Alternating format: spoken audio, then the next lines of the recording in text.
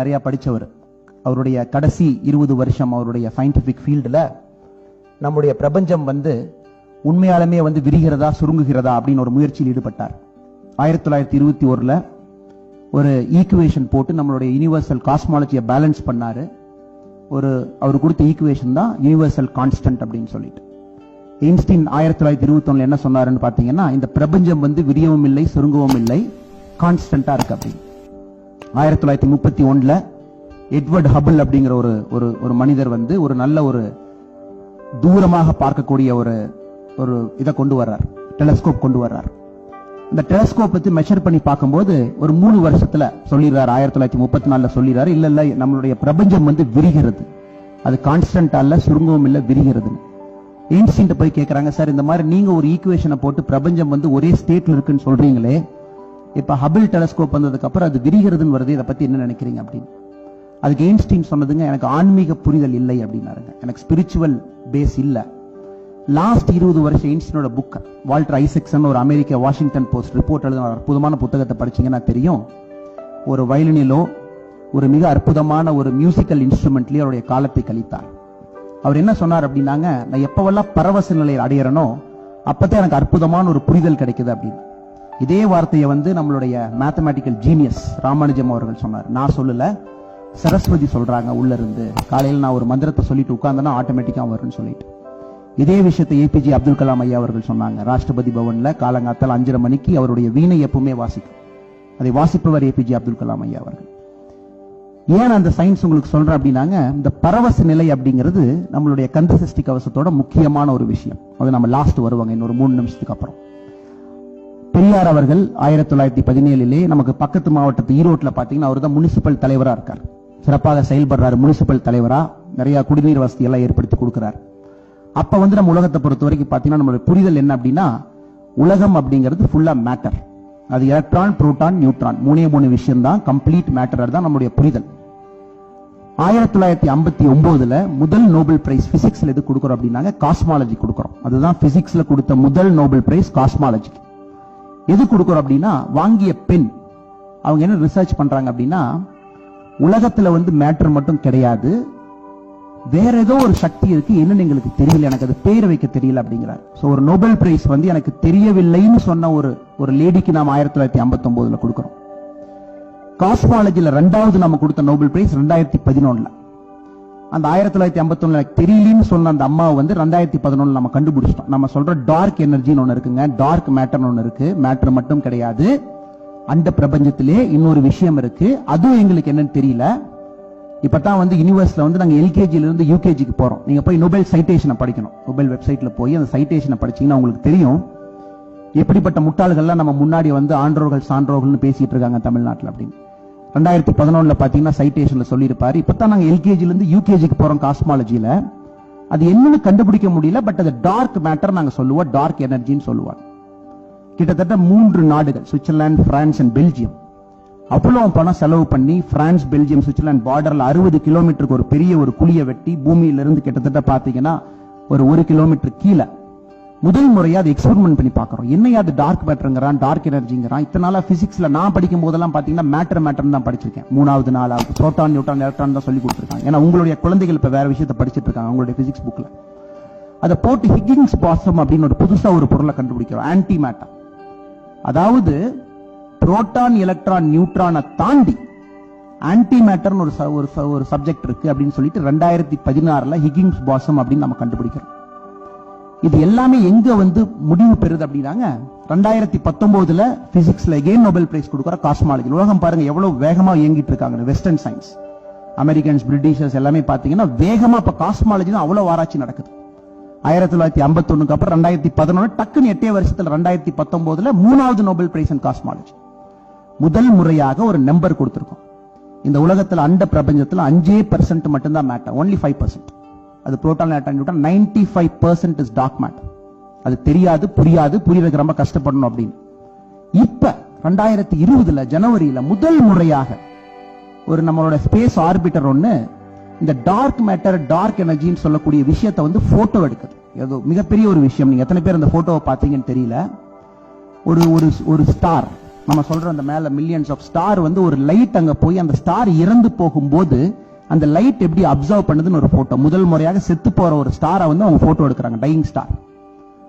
அவங்க சொல்றாங்க அதுல வந்து காலம் கிடையாது அப்படின்னு. there is no time.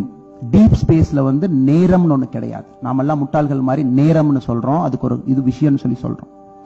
இது எல்லாமே நம்மளுடைய புரிதல்கள்.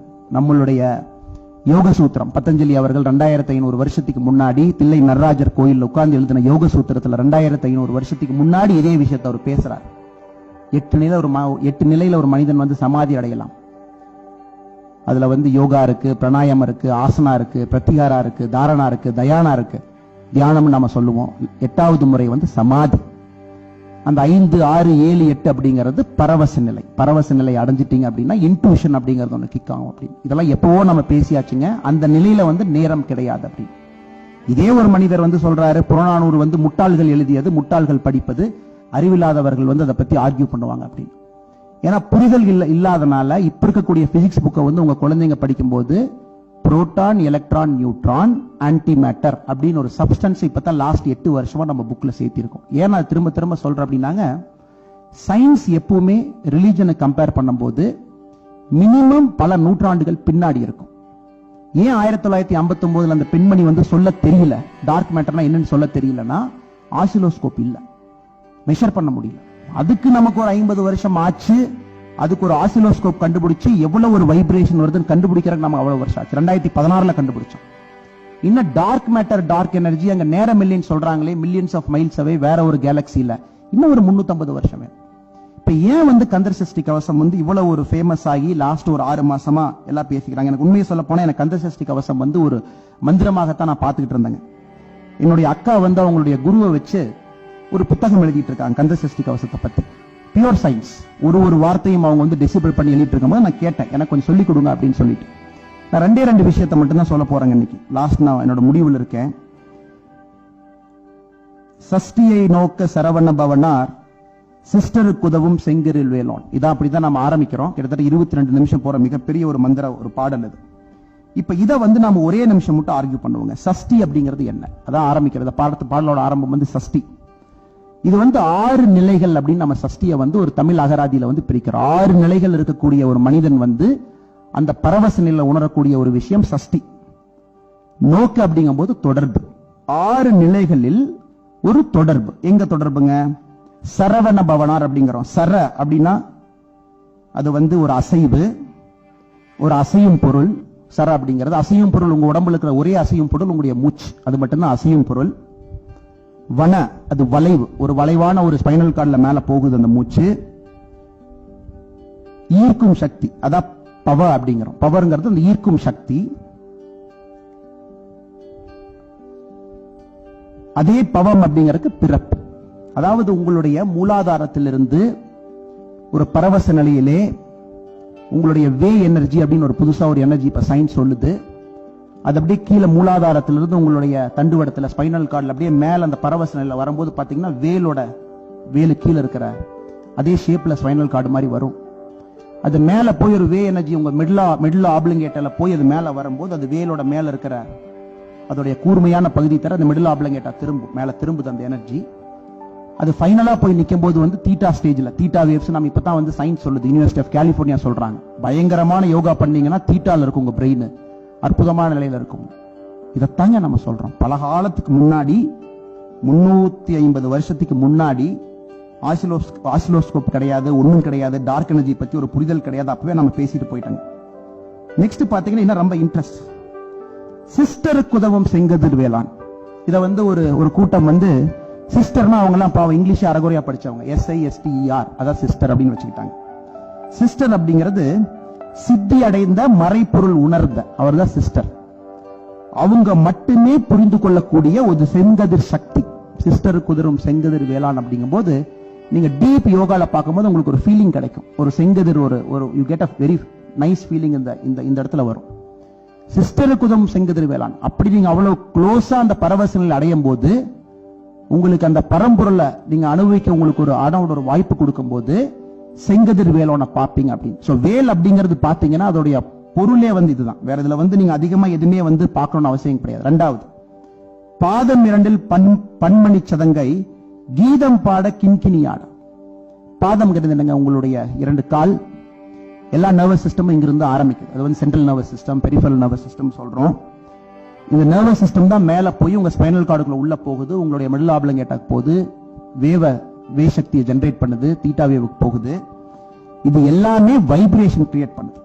அதுதான் பாதம் இரண்டில் பன்மணி சதங்கை கீதம் பாட கிண்கிணியாட. இந்த 2 விஷயத்துல பாத்தீங்க அப்படின்னா நாம மிக அற்புதமாக உங்க பாடியில டீப்பஸ்ட் ஸ்டேட்ல ஏற்படக்கூடிய வைப்ரேஷனை சொல்லிடுறோம். இந்த முழு பாடலையுமே நீங்க உட்கார்ந்து இந்த மாதிரி ஒரு வார்த்தையும் பிரிச்சு நாம படிச்சோம் அப்படின்னா it's pure science. Science in its proper form is nothing but religion, is nothing but spirituality. அதை வந்து தமிழ் மக்களுக்கு வந்து ஒரு கூட்டம் வந்து முதல் முறையாக உணர்த்தி இருக்கிறார்கள். பெரியார் அவர்கள் தோன்றிய காலத்துல வந்து புரோட்டான், நியூட்ரான், எலக்ட்ரான் மட்டும்தான் இருந்துச்சு. அதை வச்சுதான் அவர் பேசினார். அவர் புரிதல் அவ்வளவுதான் இருந்துச்சு. அதெல்லாம் தாண்டி உலகம் எங்கேயோ போயிட்டு இருக்கு. நான் கைலாசம் போயிருந்தேங்க 2018. என்னுடைய கைலாய பயணத்துல வந்து நான் அந்த இதை ஆரம்பிக்கும் போது என் கூட ஒரு ஜெர்மன் பையன் இருந்தான். நான் கேட்டேன், மார்க், இதுக்கு முன்னாடி நீங்க கைலாசம் வந்திருக்கீங்களா, கைலாயம் வந்திருக்கீங்களா அப்படி. இந்த ஜென்மத்தில் இதான் முதல் முறை, போன ஜென்மம் எனக்கு தெரியாது அப்படின்னாரு. எனக்கு அப்படியே பாத்தீங்கன்னா கன்னத்துல யாரோ வந்து அடிச்ச மாதிரி இருந்துச்சு.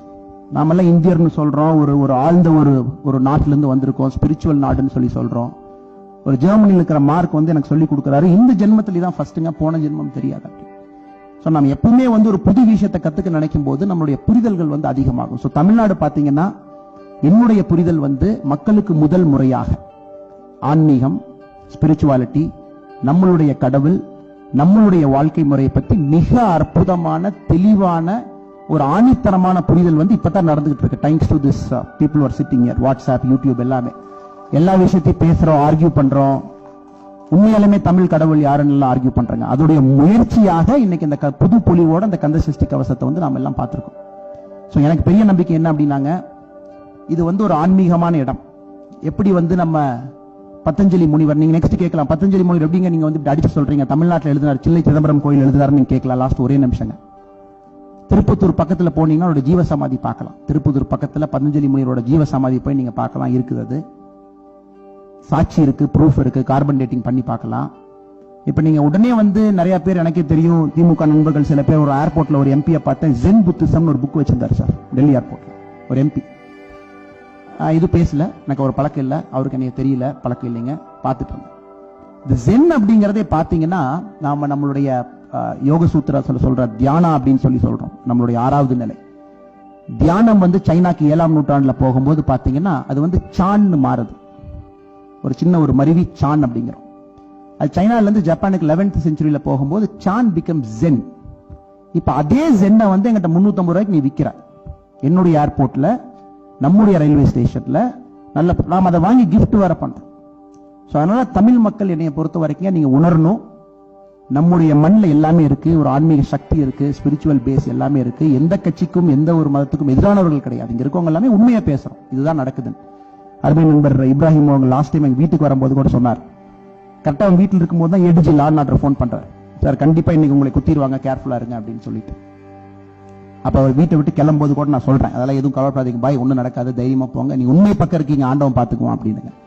அந்த மாதிரி பாத்தீங்கன்னா ஒரு விஷயம் கூட அந்த மாதிரி தாங்க நடக்குது. ஏன்னா ஏன் நான் திரும்ப சொல்றேன் அப்படின்னாங்க, நீங்களா திருப்பூரில் மிக முக்கியமானவர்கள். ஏன்னா எப்படி ஒண்ணுமே இல்லாத ஒரு திருப்பூர்ல வந்து 35 வருஷத்துல வந்து ஒரு இன்டர்நேஷனல் மேப்ல ஒரு டாட் போட்டீங்களோ, அதே மாதிரி நீங்க எல்லாம் மனசு வச்சீங்கன்னா இந்த 100-150 பேரு இந்த விஷயத்தை வெளியே நீங்க கொண்டு போய் சேர்த்தி மக்களோட மைண்ட உண்மை பக்கம் திருப்பி, நம்ம பாஜகவோ அல்லது உண்மையாலுமே உண்மை பக்கம் எந்த கட்சி தலைவர்கள் நிக்கிறாங்களோ அவங்களுக்கு ஒரு வாய்ப்பு அளித்து தமிழ்நாட்டில் திரும்ப அந்த மறுமலர்ச்சி நீங்க கொண்டு வர. சோ நல்லது எல்லாத்துக்கும் நடக்கட்டுங்க. ஆண்டவன் எல்லாருக்கும் துணை இருக்கட்டும். வாய்ப்புக்கு ரொம்ப நன்றி.